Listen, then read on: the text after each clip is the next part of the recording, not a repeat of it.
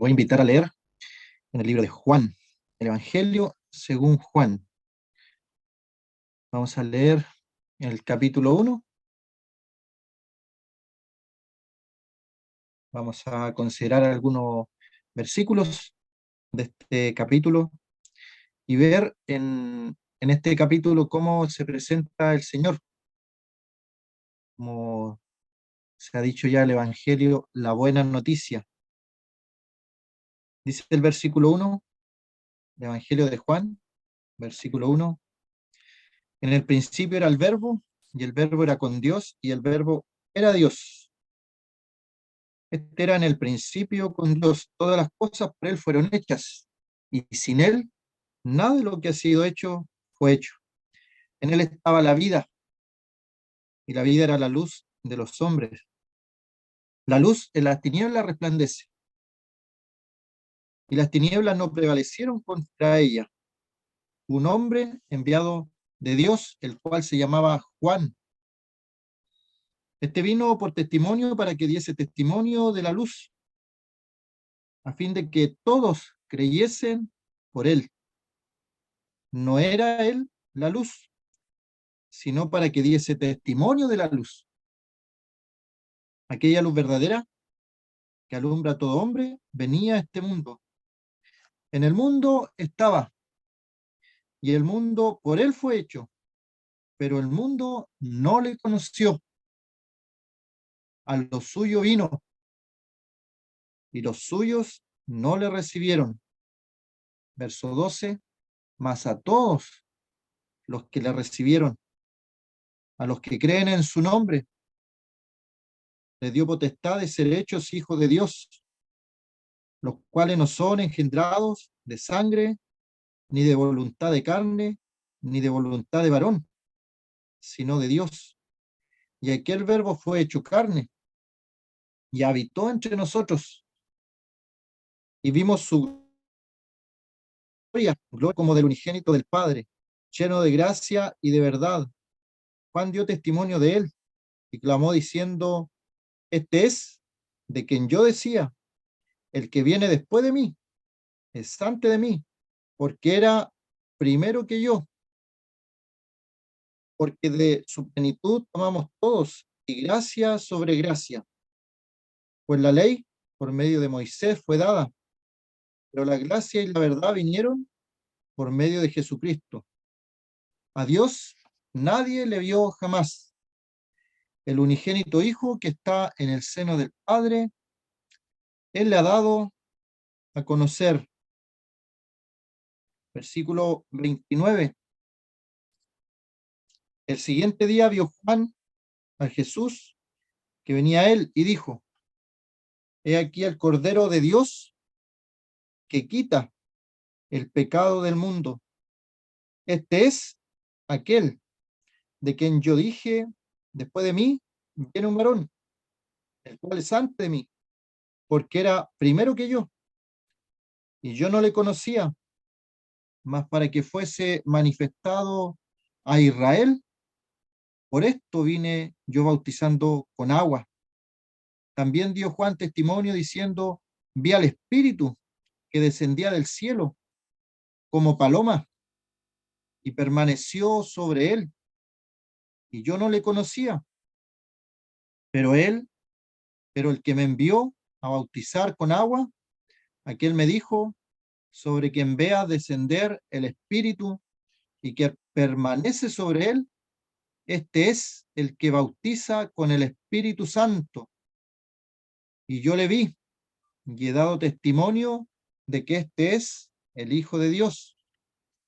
El siguiente día, otra vez, estaba Juan y dos de sus discípulos mirando a Jesús, que andaba por allí. Dijo: He aquí el Cordero de Dios. Le oyeron hablar los dos discípulos y siguieron a Jesús. Y volviéndose Jesús y viendo que le seguían, les dijo: ¿Qué buscáis? Ellos le dijeron: Rabí, que traducido es maestro. ¿Dónde moras? ¿Dónde moras? les dijo: venid y ved. Fueron y vieron donde moraba, y se quedaron con él aquel día, porque era como la hora 10. Andrés, hermano de Simón Pedro, era uno de los dos que habían oído a Juan y habían seguido a Jesús.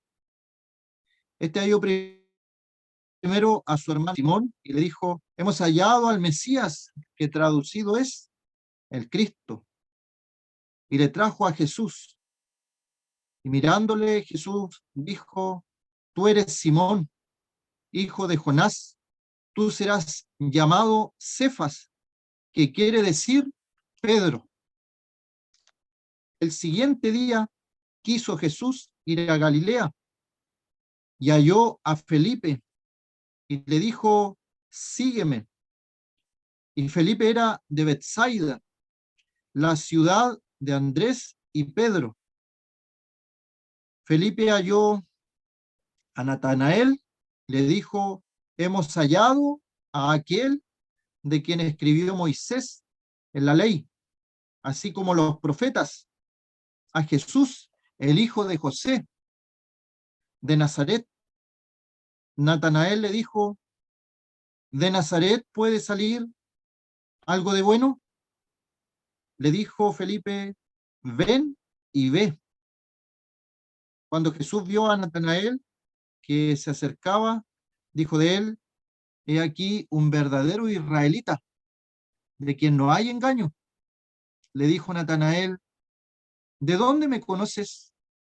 Respondió Jesús y le dijo: antes que Felipe te llamara, cuando estabas debajo de la higuera, te vi.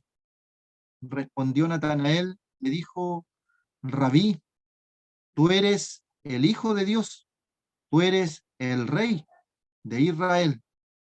Respondió Jesús y le dijo: porque te dije, te vi debajo de la higuera, ¿crees? Cosas mayores que estas verás.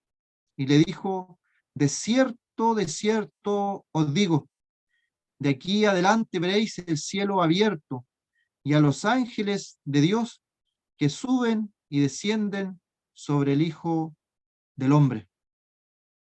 Ahí la lectura de la palabra del Señor.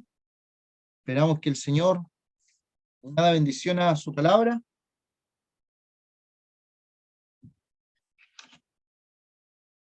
El Evangelio de Juan es diferente a los evangelios Mateo, Marcos y Lucas. Los cuatro cuentan la historia del Señor. Algunos ven contradicciones en ciertas historias de algún milagro o de alguna historia que se cuenta en uno, en otro aparece con otros detalles. Y dicen: no ve que tiene contradicciones, pequeños detalles, pequeñas cosas. Pero es más relevante y más importante que cuatro personas totalmente diferentes en carácter, en pensamiento, en su forma de ser, incluso de dónde venían, escriban de un evento. Le da más veracidad, porque los días de hoy, cuando se celebra un juicio, si los testigos tienen todas las mismas palabras, es sospechoso que todos tengan el mismo, vieron lo mismo, tuvieron las mismas palabras para declarar. Se está delante a veces de testigos falsos, porque todos coinciden muy exactamente en sus relatos. Así que aquí el libro de Juan es diferente a Mateo. El Señor Jesucristo en Mateo se presenta como el rey para los judíos. Y cada vez que vemos el libro de Mateo, vemos cómo allí aparecen repetidamente los pasajes para que se cumpliera lo escrito por el profeta. Mateo quiere dejar en claro que el Señor Jesucristo es el rey que ellos estaban esperando, el Mesías, Y cada vez que menciona esto, para que se cumpliese lo dicho por el profeta, es Mateo.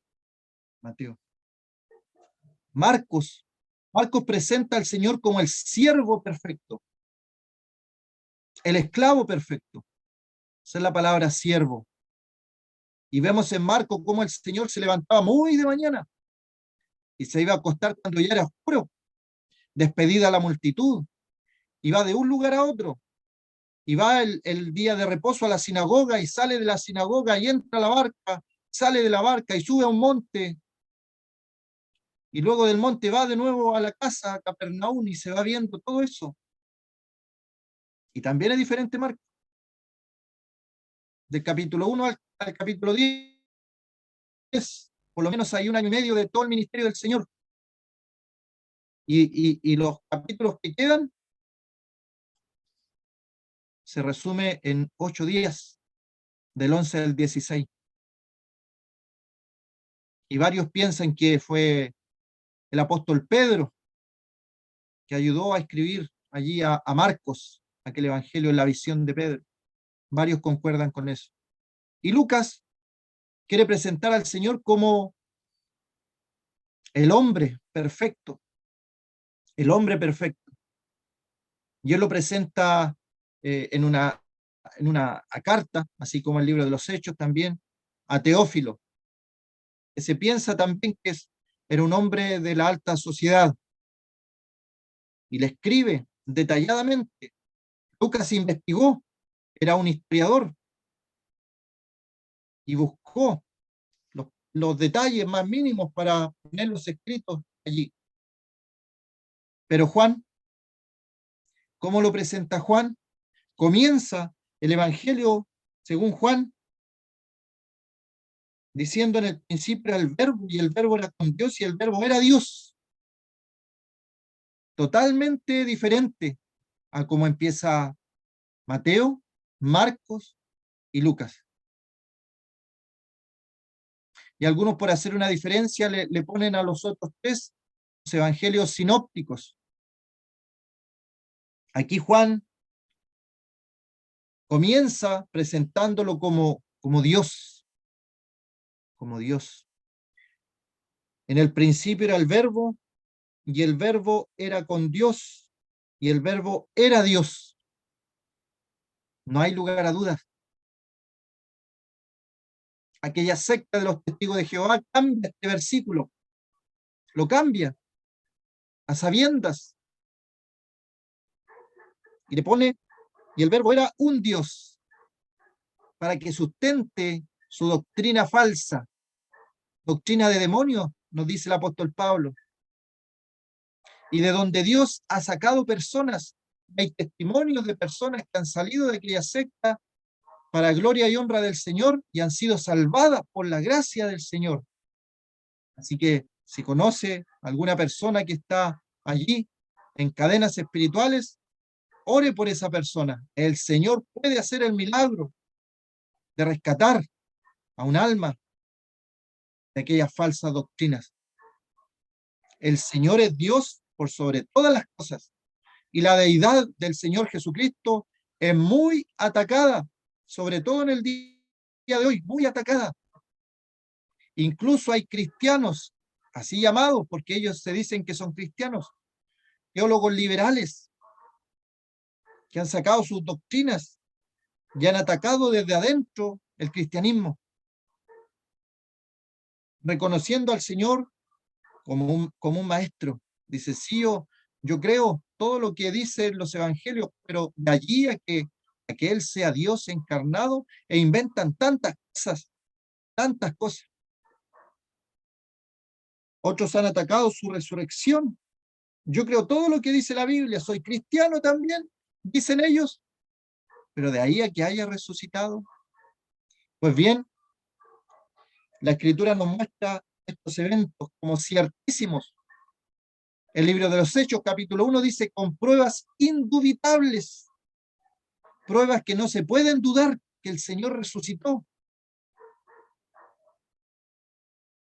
Nos presenta al Señor como Dios, que Él puso su vida para volverla a tomar y resucitó de entre los muertos. y hoy está sentado a la diestra, en la majestad, en las alturas, el Señor nuestro Dios, al único y sabio Dios, nuestro Salvador, el Señor Jesucristo. A Él queremos presentar. Él es la persona del Evangelio.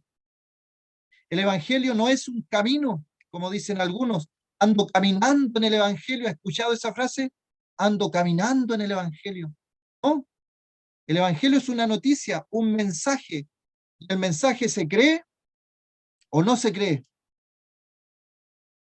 Ando perseverando para salvación, dicen algunos. Es un mensaje que se recibe por fe. Estuvimos estudiando durante la semana el libro de Habacuc, y Habacuc decía, el justo por la fe vivirá.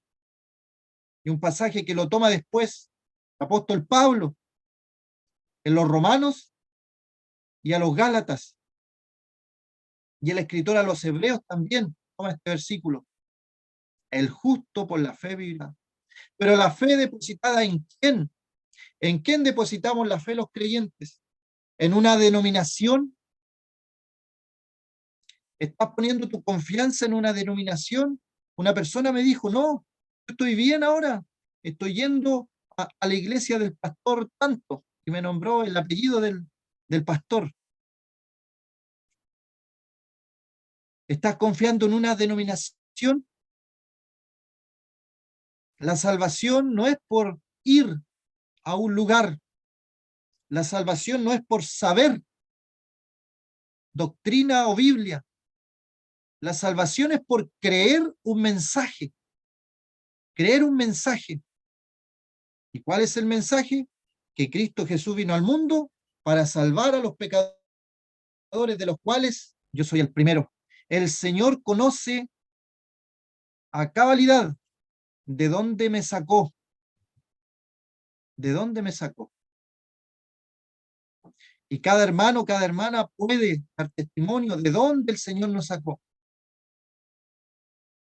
Algunos los sacó de un fondo, dicen ellos, de un fondo cenagoso, y rompió cadenas de esclavitud, de vicios, pecados terribles. A otros los sacó de una buena vida. Hay personas que eran temerosas de Dios, pero no eran salvas. Fieles en la religión de sus padres, pero no eran salvas. Les faltaba creer la buena noticia del Evangelio. Y Juan presenta en este capítulo a la persona del Señor Jesucristo de varias maneras.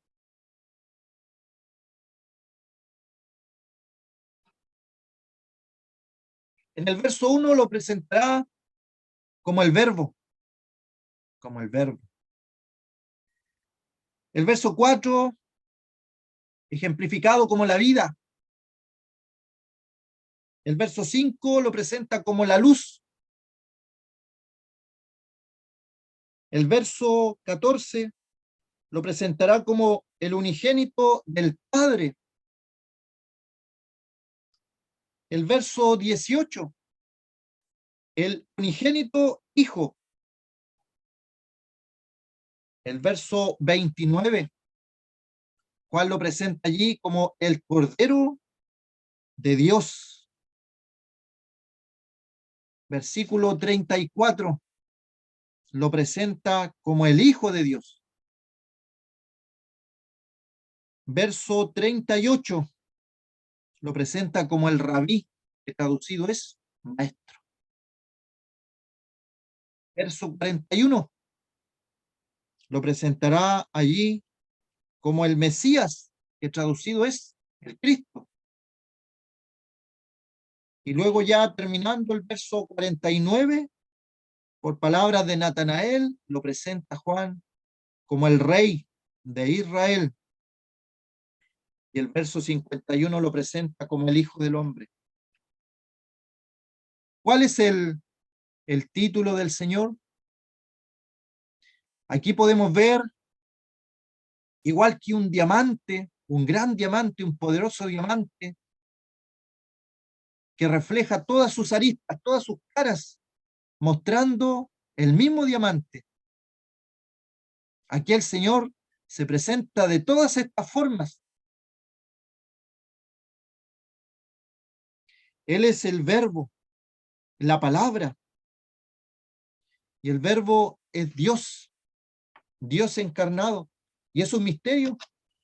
Pablo dice, indiscutiblemente grande es el misterio de la piedad, que fue manifestado en carne, que es una doctrina también que ha sido atacada. Y este verbo, la palabra de Dios, dice que el verbo o la palabra era Dios. Este era en el principio con Dios. Todas las cosas por Él fueron hechas. Aquí se presenta como el Dios creador. Todas las cosas por Él fueron hechas.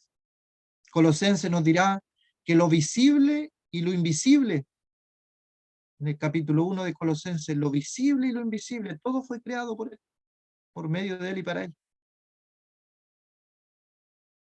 Es nuestro creador. Todas las cosas por Él fueron hechas. Y sin Él, nada de lo que fue hecho ha sido hecho. El Señor Jesucristo, el Creador. Eclesiastés capítulo 12 nos dirá, acuérdate de tu Creador en los días de tu juventud. Y allí ese pasaje también, en algunos escritos se puede leer o se podría traducir, acuérdate de tus creadores. Interesante, en el Antiguo Testamento, así como Génesis capítulo 1, versículo 1, en el principio creó Dios, y esa palabra Elohim es más de una persona. Y otra doctrina que está siendo atacada, la Santísima Trinidad. Se fija que este mundo ataca de una y otra forma. El mundo ataca, el inconverso ataca, pero también corrientes del cristianismo están atacando verdades que para nosotros son ciertísimas. Y aquí está hablando de la comunión que tenía el verbo, la palabra con Dios. Está diciendo también que en el principio todas las cosas por Él fueron hechas. Y en Génesis leemos que en el principio creó Dios los cielos y la tierra. Eclesiastés, acuérdate de tu creador. ¿Por qué será importante reconocerle como creador, que está siendo una verdad también atacada?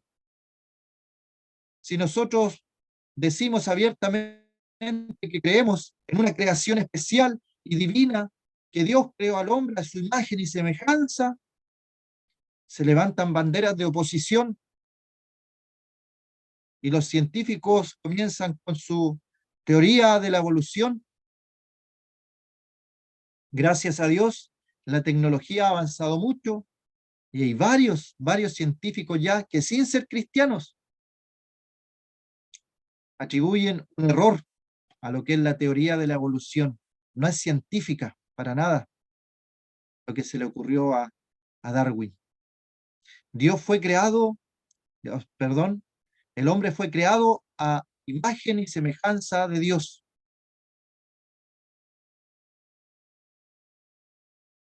Los filósofos, aquella frase que mencioné equivocándome, los filósofos dicen que el hombre creó a Dios, el hombre creó a Dios. En él estaba la vida, y la vida era la luz de los hombres. Este mundo, no sé si usted estará de acuerdo conmigo en que este mundo está en oscuridad. Se acrecentó más todavía con el tiempo de la pandemia.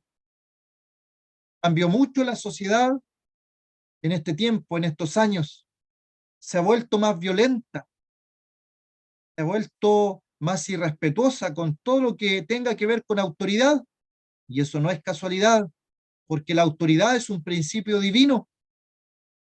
Recuerde lo que el Señor decía a un centurión: no he hallado una fe como este centurión en Israel. ¿Y cuál era la fe del centurión? Reconocer la autoridad, el principio de autoridad que gobierna el mundo espiritual. Esta sociedad le falta luz. Por todos lados uno ve y hay oscuridad. La luz en las tinieblas resplandece, pero los hombres amaron más las tinieblas que la luz porque sus obras eran malas. ¿Y cómo se presenta el Señor en este día? Para nuestros amigos que no le conocen como Salvador, se presenta como el Verbo, como la vida, como la luz, como la luz. ¿Quieres que tu vida esté iluminada? ¿Qué mejor que tener la luz del Señor Jesucristo? Él es, Él es la luz, y la luz en las tinieblas resplandece. En el principio, cuando Dios dijo sea la luz, se hizo una separación tremenda entre la luz y las tinieblas. Debe haber una separación, porque el reino de las tinieblas es del diablo, es del enemigo de las almas. Y ahí hay otra doctrina que está siendo atacada. Sabe que hay mucha gente que cree que el diablo no existe. Piensa que Satanás es un mito. Piensa que el diablo y todas las cosas que se dicen de él son invenciones humanas. Amigo, amiga, si supieras todo lo real que es ese enemigo, que no quiere que tú conozcas el Evangelio, que no quiere que tú vengas a la luz, te pondrá todo impedimento para que tú encuentres la verdad, para que creas en la luz, para que veas la verdad de la vida, que es nuestro Señor. ¿Cuántas veces nosotros como creyentes, cuántas veces no nos pasó que teníamos el deseo? Después sabemos obviamente que es el Espíritu Santo que está trabajando en nosotros, pero queríamos ir a una reunión y había impedimento. Queríamos ver si lo que decían era verdad y tomábamos la Biblia y habían otras distracciones. Luego entendemos que es el enemigo el que pone tropiezo para que no conozcamos la luz. El enemigo quiere que estemos en las tinieblas, en la oscuridad, en las entretenciones de este mundo. No podemos negar que el mundo tiene mucha entretención. El hombre en el día de hoy está afanado en entretenciones. No puede decir estoy aburrido, hay una y otra cosa. El mundo de la entretención, el hombre está distraído. Sabe que hay testimonios donde Dios ha salvado personas en el hospital. Es porque allí en el hospital las personas hacen una pausa, se detienen a pensar.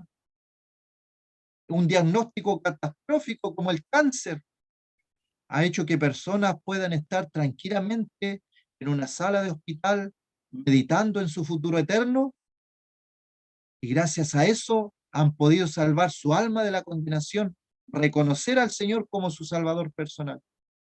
Pero cuando estaban sanos, no lo hacían. Que el trabajo, que los amigos, que los deportes, que el internet, que la televisión, que la radio, muchas entretenciones.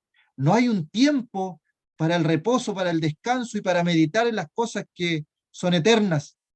Y a veces Dios interviene en su misericordia de esa forma para que las personas se salven. Se presenta también como el unigénito del Padre en el verso 14. Dice, y aquel verbo fue hecho carne. Aquel verbo fue hecho carne. Es el misterio de la piedad. Dios fue manifestado en carne. No lo podemos entender como el Dios de la gloria, el Dios omnipotente, el Dios creador de todas las cosas, puede haber habitado en este mundo como un hombre. ¿Y cuál hombre? Aquí en este mundo pasó eh, por las mismas cosas que pasamos los hombres. Tuvo sed, tuvo sueño, él dormía en una barca profundamente. Después de un día lleno de actividades, se queda dormido en una barca. Nuestro Señor, como algunos dicen, 100% Dios, 100% hombre. para entender de alguna manera este tremendo misterio de que Dios haya tomado forma humana. Sabe que las divinidades de todo el mundo, de todo el mundo, tienen sus ídolos, tienen sus dioses, pero son todos dioses lejanos. Aunque son falsos dioses, presentan así a aquellos dioses. Pero nuestro Señor se presenta a la par con el hombre. Dice el libro de los Hebreos que aprendió la obediencia a ese nivel. Isaías 53 nos habla que él fue experimentado en quebranto, varón de dolores. Amigo, amiga, ¿estás pasando algún problema que tú pienses, nadie me puede entender lo que yo sufro, lo que yo he pasado, lo que yo he llorado? Sabes que el Señor te puede entender. Dice que es un varón de dolores experimentado en quebranto. No hay nada en esta vida que una persona sufra que el Señor no lo haya sufrido. Experimentó todos los sufrimientos. Cuando dice allí experimentado es quebranto. Cuando hay una experimentación de algo que se repite una y otra vez, lo mismo. Experimentado en quebranto. Pasó de todo el Señor. No hay nada que nosotros podamos decir, Señor, estoy pasando por esta angustia, por este problema, por esta tribulación, y nadie me entiende. El Señor te entiende. El Señor vino a este mundo a salvarnos. Pero algunos se quedan allí también. Soy salvado, se bautizan, y es como que ya se terminó la carrera. Pero recién ahí comienza. El Señor quiere que tengamos vida, y que tengamos vida en abundancia, una vida abundante. Si nos hemos quedado en el camino, pidamos la ayuda al Señor, avancemos. Aquel verbo fue hecho carne, habitó entre nosotros, vimos su gloria, gloria como del unigénito del Padre, lleno de gracia y de verdad. Allí como el unigénito del Padre se presenta, lleno de gracia, lleno de gracia. ¿Qué hace la religión popular? Atribuye esto a María. Qué lamentable. Solamente leer algunos pasajes y queda destruida toda esa doctrina, esa teología que tienen.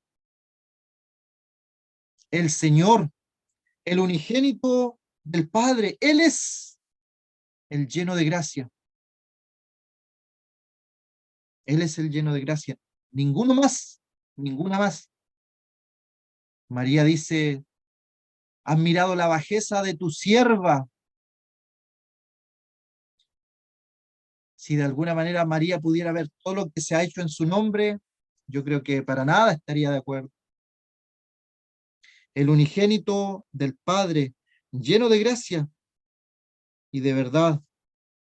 Cuando aquí dice, y vimos su gloria, ¿quién está escribiendo el libro? Juan, el apóstol. El Señor tenía multitudes que le seguían, multitudes le seguían, algunos hasta por curiosidad, pero luego habían otros que eran los discípulos, que también era una gran cantidad de personas, los discípulos. Luego tenía un círculo más íntimo, que eran los 12 apóstoles, pero luego de esos 12 apóstoles había otro círculo más íntimo, que era Pedro, Juan y Jacobo. Y dentro de esos tres, el que estaba más cercano era Juan. Llegó a una intimidad con el Señor tremenda. Incluso le vemos en la noche que él fue entregado, como estaba recostado en el pecho del Señor. A ese nivel la intimidad con Juan. Y él dice, vimos su gloria. Lo mismo dirá Pedro en sus cartas. Entendemos a qué se refiere cuando subieron con el Señor al monte y el Señor se transfiguró, le mostró parte, desveló un poco, corrió el velo y vieron su gloria. y vieron al Señor conversando con Moisés, con Elías. Y ahí Pedro dice, hagamos 3 enramadas, no sabiendo lo que decía, obviamente, él mismo dice, no sabiendo lo que decía. Tiene que salir una voz del cielo y decir, este es mi hijo amado, a él oíd. No a Moisés, no a Elías. Y sabe que estos dos personajes, Moisés representa la ley, la Torá de los judíos, y Elías representa a los profetas. Todo lo que el pueblo judío veneraba no es nada, nada, en comparación a nuestro Señor, al, como dice aquí, al unigénito del Padre, el unigénito del Padre. Y este unigénito del Padre, Dios se desprendió por amor a nosotros, por amor a ti.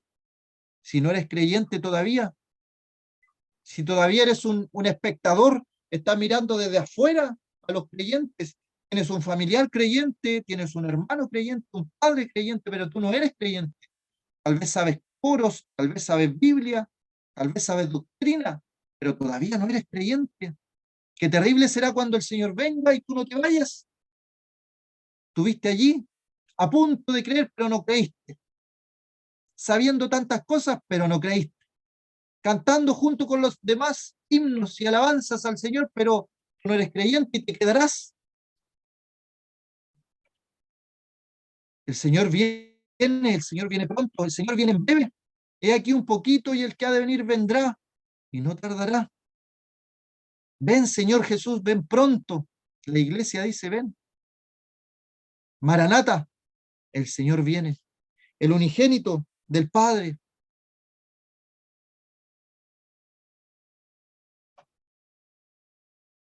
Y el versículo 18 se presenta, a Dios nadie le vio jamás. Nadie le vio jamás.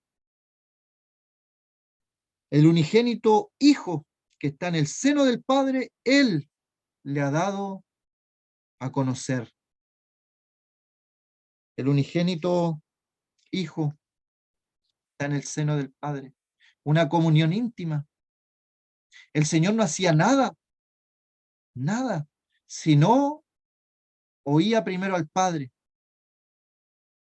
A ese nivel la comunión del Señor. Subía al monte a orar con el Señor, con Dios Padre. Una vida de oración, una vida de oración. Y a veces nosotros, equivocadamente, pensamos que no necesitamos tanto de la oración. Bueno, el Señor era un hombre de oración.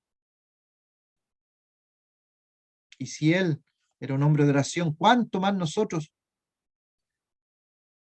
Dice que a Dios nadie le vio jamás. Hay un ejemplo que Moisés pudo ver las espaldas de Dios, pero nadie le ha visto jamás. Dios es espíritu, y los que le adoran es necesario que le adoren en espíritu y en verdad. Dios es espíritu. Si hay una imagen visible de Dios, esa imagen visible es el unigénito Hijo. Él le ha dado a conocer. Y hay gente, religiosos, que dicen que han visto a Dios. Que dice, a Dios nadie le vio jamás. Por si en algún momento escuchas. Hoy día que hay tanto acceso a tantas cosas a través de Internet, uno se entera de tantas cosas que pasan en el mundo religioso. Personas que se dicen apóstoles. Imagínense a lo que han llegado. Son apóstoles, dicen ellos. Otros que hablan de profetas. Tenemos la palabra profética más segura, la cual hacemos bien en estar atentos como una antorcha que alumbra a todo hombre en la Biblia. La profeta mayor, me dijo alguien, y se me quedó eso grabado. Me gustó. Tenemos la necesidad de que venga un profeta a decirnos lo que tenemos que hacer. Mira, mira, mira, dicen, el Señor dice, lo tenemos todo en la palabra. El unigénito Hijo de Dios, Él le ha dado a conocer.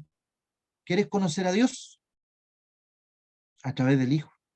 Dios, habiendo hablado muchas veces y de muchas maneras en otros tiempos a los padres por los profetas, en estos posteros tiempos, en los tiempos que estamos viviendo, nos ha hablado por el Hijo, a quien constituyó heredero de todo, porque en asimismo hizo el universo, nos dirá el libro de los Hebreos.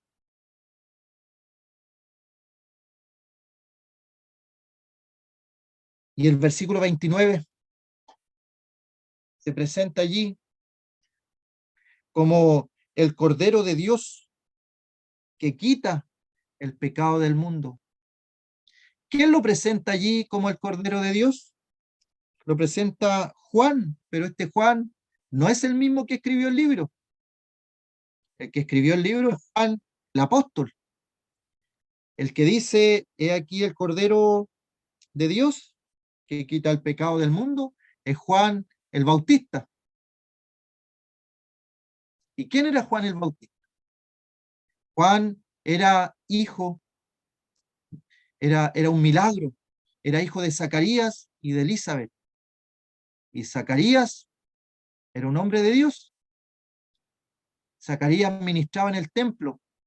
Así que Juan el Bautista no estaba ajeno a lo que eran los sacrificios, lo que eran las ofrendas, lo que eran los corderos degollados en el templo, aquel humo constante que subía por degollar corderos, ofrendas que se presentaban allí en el templo, que las personas pecaban, entonces tomaban una ofrenda e iban al templo, al sacerdote, y ponían las manos sobre la víctima y eran degollados, corría sangre inocente y la persona podía volver a su casa en paz porque había cubierto su pecado con una víctima inocente. Pero pasado el tiempo volvía a pecar y tenía que volver a ese sacrificio, volver a ese cordero. Pero aquí dice el Cordero de Dios que quita el pecado del mundo. Y Pedro nos dice que este cordero fue destinado desde antes de la fundación del mundo. Imagínense, la salvación del hombre no es una casualidad. Todos los propósitos de Dios están allí. Desde antes de la fundación del mundo ya el Cordero de Dios estaba preparado, pero fue manifestado en los posteros tiempos por amor de nosotros, los que creemos. Este Cordero de Dios está a lo largo de toda la Escritura y la figura de la ofrenda, la figura de la sangre derramada, está a lo largo de toda la Escritura también. Al comienzo, cuando están los hijos de Adán y de Eva, Caín, Abel, cada uno se presenta con una ofrenda. Caín trajo lo que le había dado la tierra y Abel presenta un cordero, presenta un animal. De lo mejor de sus ovejas, lo presenta allí y presenta por su persona derramada, derramando sangre inocente por su persona. Más adelante vemos cómo Noé presenta una ofrenda, luego que está el diluvio, salen del arca con toda su familia, 8 personas, pero él como el patriarca de la familia presenta una ofrenda, un holocausto a Dios. Y en el libro del Éxodo vemos que todo un pueblo, todo el pueblo de Israel se congrega para presentar un cordero sin mancha, sin contaminación, que fue apartado para sacrificio. Una vez al año, el sumo sacerdote presentando un cordero para limpieza de todo un pueblo. No sé si se fija que va en crecimiento. Abel por su persona, Noé presenta holocausto por su familia. Después el Cordero Pascual por todo un pueblo, por toda una nación. Y llega a la culminación, el Cordero de Dios que quita el pecado del mundo, ya no de una persona, ya no de una familia, ya no de un pueblo, de una nación, sino que de todo el mundo. No lo va a cubrir, sino que lo va a quitar. Lo va a quitar. El Cordero de Dios que quita el pecado del mundo. Y este Cordero se ve en el libro de Apocalipsis también. La adoración celestial es al Cordero que fue inmolado, que con su sangre nos ha redimido de toda lengua, pueblo, linaje, nación. Entonces yo te pregunto, amigo, amiga, que no conoces al Señor, encuentras poco todas las formas que se presenta el Señor, todas las formas que ha hecho el Señor para rescatarte, para salvarte, y tú simplemente digas, es que soy muy joven para esto, es que no soy fanático, no me gusta el fanatismo de la religión. Esto no es religión, estamos hablando del futuro de tu alma. Si tú pudieras entender que si no recibas al Señor, estarás toda una eternidad en un lugar de condenación que arde con fuego y azufre, lo pensaría dos veces. Es un lugar real. Yo lo he confesado más de una vez. A mí él es una de las personas que me gustaría que este lugar no fuera real. Me gustaría, pero no porque me guste algo, quiere decir que no exista, porque la Biblia lo dice. ¿Y por qué me gustaría que no fuera real? Porque hay personas conocidas mías que han partido de la eternidad, se les ha predicado el Evangelio y han dicho, eso no es para mí. Han dicho, soy muy joven, y han fallecido, han muerto. Una persona de 20, 24 años, yendo a la universidad, un día normal, con muchos planes, proyectos, anhelos. Una persona con buenas calificaciones, excelentes, tenía todo el futuro, un futuro prometedor, con su inteligencia, con su sabiduría. Soy muy joven para esas cosas. Y partió a la eternidad. Y no va a poder decir en el día del juicio, yo no sabía, porque él lo supo. Familiares nuestros, familiares que están cercanos, que son temerosos de Dios, que no llevan una vida mala, pero no reconocen al Señor como Salvador personal. Por lo tanto, la sangre de este Cordero no los ha limpiado de sus pecados. Y el futuro que les espera es el mismo que aquel más malvado que conozcamos. Es la condenación. Cuando entendemos eso, no nos da vergüenza predicarle a quien sea del futuro terrible que tienen si no conocen al Señor. Solamente Dios ve dos caminos y dos destinos.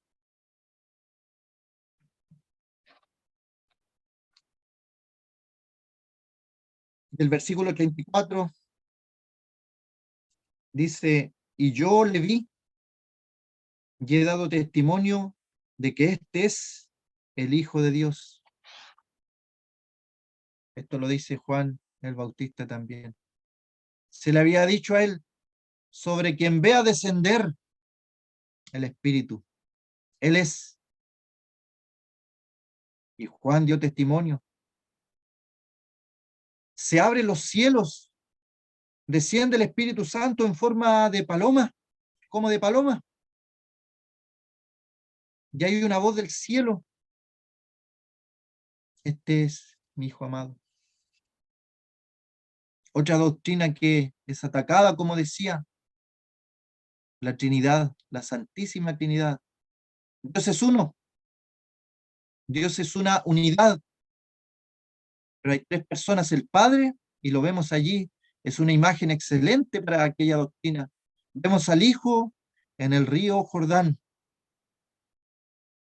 Dios hecho hombre, siendo bautizado. Vemos la voz del Padre desde los cielos, dando testimonio de su Hijo.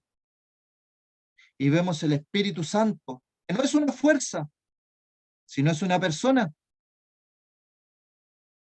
Viene sobre el Señor. No es una fuerza. Que no te engañe la religión, que dice, el Espíritu me tomó, dicen algunos. El Espíritu se manifestó, escuché una vez. Se estaban refiriendo a unos saltos, a unos desórdenes, a una jerigoncia que nadie entendía. Eso no es el Espíritu. El Espíritu de Dios es un Dios de orden. Pero cuántas cosas se hacen por ignorancia. Y las Biblias cerradas. Y esta doctrina también es atacada. Versículo 34. Este es el Hijo de Dios. Amigo, amiga, el Hijo de Dios vino a este mundo. Dios se hizo hombre. Murió en la cruz del Calvario. Se presentó como el Cordero de Dios para limpiar tus pecados, para darte luz a tu vida que está en oscuridad, para darte vida, como dice el verso 4. Se presenta como la vida, para rescatarte. Estás muerto en tus delitos y pecados. Es el Hijo de Dios. Y hay personas que dicen cosas como la Biblia, es que la Biblia la escribieron los hombres, dicen algunos. Qué ignorancia.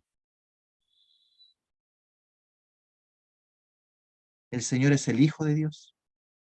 Él sabía todo lo que le iba a pasar, todo lo que le iba a acontecer.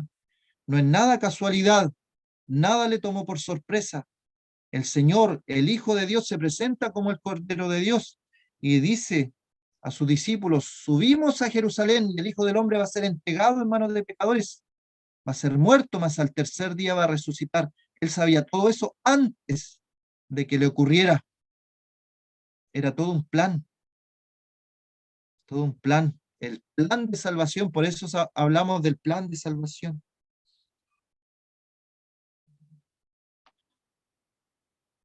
¿Quieres tú ser un creyente, un salvado?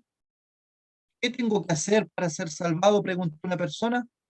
No le dijeron, repite esta oración, repite después de mí, dicen algunos esta oración, no. Es un asunto de fe, de creer. El que cree en el Hijo tiene vida eterna, pero el que rehúsa creer en el Hijo no verá la vida, sino que la ira de Dios está sobre él. ¿En qué lugar estás tú? Podríamos hacer preguntas. Tú mismo puedes hacer las preguntas con los textos que hemos dado. ¿Crees tú que el Señor es el Verbo? ¿Es Dios hecho hombre? ¿La luz? ¿Ha entrado la luz a tu vida? ¿O todavía hay oscuridad en tu vida, en tu andar, en tu propósito, en tus anhelos? ¿Crees tú que el Señor es el unigénito del Padre? ¿Has experimentado tú que el Señor, como el Cordero de Dios, ha limpiado tus pecados con su sangre derramada? Y el último que hemos considerado, ¿crees tú que el Señor es el Hijo de Dios? ¿O lo consideras, como muchos, solamente como un maestro que dejó solamente buenas enseñanzas? Bueno, examínate a ti mismo, delante del Señor, delante de la palabra. No te quedes con la duda, porque hay personas que dudan. Dicen, sí, yo creo que soy creyente, dicen, yo creo que soy salvado, ¿no? Eso es dudar, ¿no? No te quedes con la duda, asegúrate con la palabra de Dios. Si eres salvado, vas al cielo. Si no eres salvado, el destino está allí en la palabra también, un lugar terrible, terrible. Bueno, dejémoslo hasta aquí. Que el Señor bendiga su palabra en esta tarde.